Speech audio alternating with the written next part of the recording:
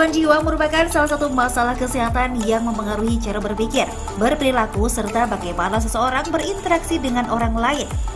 Jika tak diobati, gangguan jiwa akan menyulitkan penderitanya untuk beraktivitas.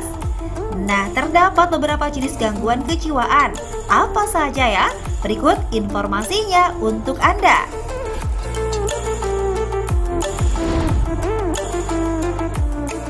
Pertama, gangguan kecemasan.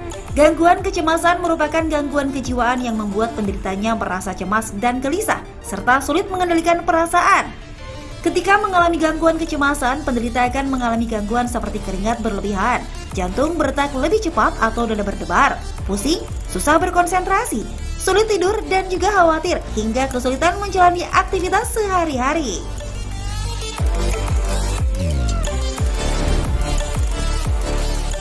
Selanjutnya, gangguan psikotik.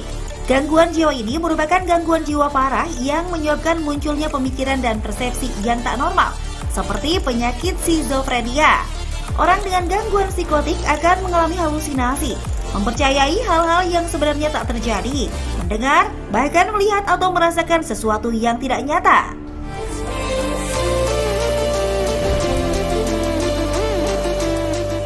Ketiga, gangguan kecanduan atau adiksi. Adiksi atau kecanduan biasanya disebabkan oleh penyalahgunaan alkohol atau obat-obatan terlarang.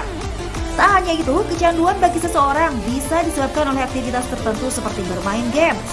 Bahkan, pada pertengahan tahun 2018, Organisasi Kesehatan Dunia atau WHO secara resmi menetapkan kecanduan game sebagai penyakit gangguan mental pada International Statistical Classification of Disease atau ICD.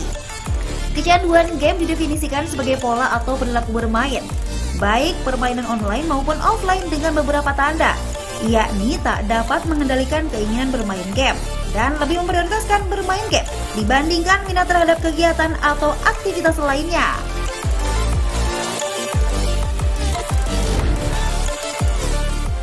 Terakhir, gangguan obsesif kompulsif atau OCD.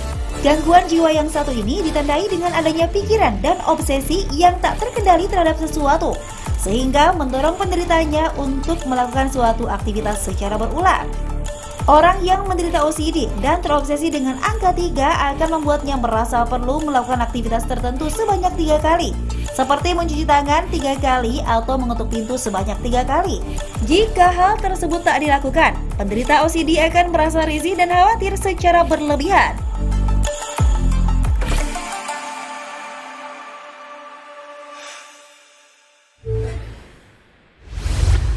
Halo pemirsa, apa kabar? Salam sehat untuk kita semua. Senang sekali hari ini saya bisa menemani Anda untuk membagikan informasi seputar kesehatan.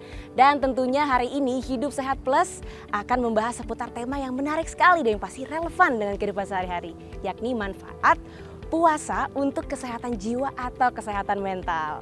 Nah, sudah hadir di sebelah saya ada Dr. Lahargo, dokter spesialis kedokteran jiwa. Halo dokter. Halo, salam sehat jiwa. Salam sehat jiwa. Dokter, kita sekarang lagi bulan Ramadan ya dok? Betul. Katanya nih dengar-dengar kalau bulan Ramadan atau bulan puasa, menjalankan ibadah puasa begitu, ini ada hubungannya dengan kesehatan mental. Seperti apa sih dok hubungannya? Iya, benar sekali. Jadi bulan Ramadan sekali ini pun agak spesial juga ya, kayaknya happy, gembira. Ada fenomena apa tuh? Takjil war gitu-gitu ya. Jadi ngejar-ngejar takjil. Jadi semua orang cukup menikmati momen ibadah puasa ini gitu ya. Dan berhubungan dengan kesehatan jiwa benar sekali. Karena pada saat berpuasa itu kita kan mengendalikan hawa nafsu, keinginan makan, minum, dan yang lainnya. Dan pada prinsipnya itu adalah bentuk suatu kontrol atau pengendalian diri. Sehingga bisa dibilang bahwa puasa ini adalah merupakan sarana untuk detoksifikasi jiwa kita. Karena dengan berpuasa, kita berlatih untuk melakukan suatu perilaku-perilaku baru yang lebih positif dalam kehidupan kita. Jadi berhubungan banget tuh Adia antara berpuasa tersebut dengan kesehatan mental kita. Oke, kalau tadi udah dibahas soal hubungan, manfaatnya sebenarnya apa sih yang secara langsung bisa kita rasakan ketika beribadah puasa? Ya, jadi saat ibadah puasa itu ya terjadi suatu regenerasi sel-sel tubuh menjadi lebih baru dan lebih baik dia. Nah, itu juga akan tentunya membuat fungsi dari organ-organ tubuh kita itu menjadi lebih bagus.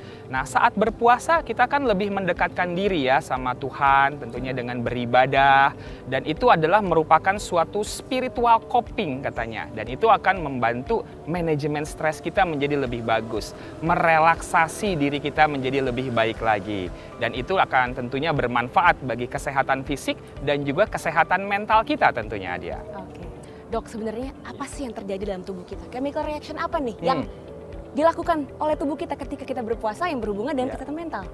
Ya, jadi di dalam tubuh itu kan ada sistem saraf yang berhubungan dengan fungsi dan juga regulasi dari perasaan atau mood kita ya.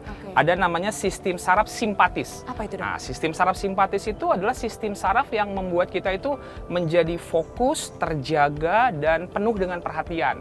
Gitu ya. Itu akan ditunjukkan dengan denyut jantung yang berdetak lebih kencang, nafas yang jadi lebih cepat, pencernaan yang menjadi lebih peristaltiknya lebih berjalan dengan baik.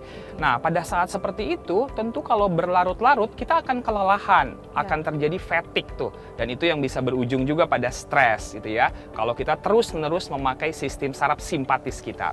Nah, tetapi saat berpuasa ternyata ada sistem saraf lain yang bekerja yang namanya sistem saraf parasimpatis. Apa itu, Dok? Nah, itu membuat denyut jantung kita menjadi lebih melambat, aliran darah kita juga menjadi lebih lambat, kita menjadi lebih tenang, menjadi lebih rileks, sehingga terjadi keseimbangan dalam kehidupan kita yang dalam hubungannya dengan sistem dan fungsi dari tubuh kita tadi. Dan itu akan membuat tentunya kehidupan kita menjadi lebih tenang, lebih sehat, lebih produktif lagi ke depannya.